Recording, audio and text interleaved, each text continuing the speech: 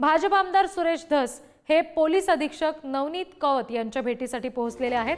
परळीतील महादेव मुंडे खून प्रकरण एलसीबी कडे दिलं जावं, त्याचा तपास तिकडे वर्ग करावा अशी मागणी या दरम्यान केली जाणार आहे। महादेव मुंडे यांच्या खून प्रकरणात तपास झाला नसल्याचा पत्नी आणि मेवण्यानं आरोप केला होता।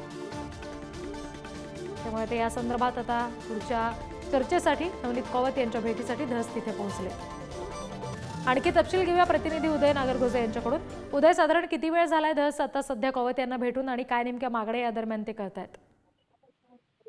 भाजप आमदार सुरेश धस हे आता पोलीस अधीक्षक नवनीत कावत यांच्या भेटीला पोहोचले आहेत। साधारण 15 मिनिटांपासून त्यांची चर्चा सुरू आहे।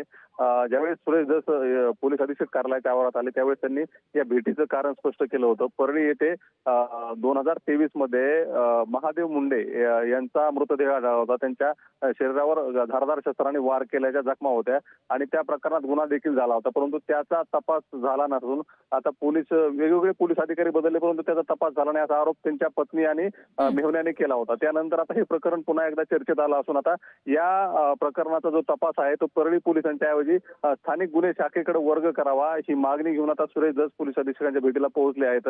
आता या भेटी दरम्यान काय चर्चा होते आणि पोलीस अधीक्षक यावर काय निर्णय घेतात हे थोड्याच वेळात स्पष्ट होईल। निश्चित, धन्यवाद उदय दिलेल्या माहितीसाठी।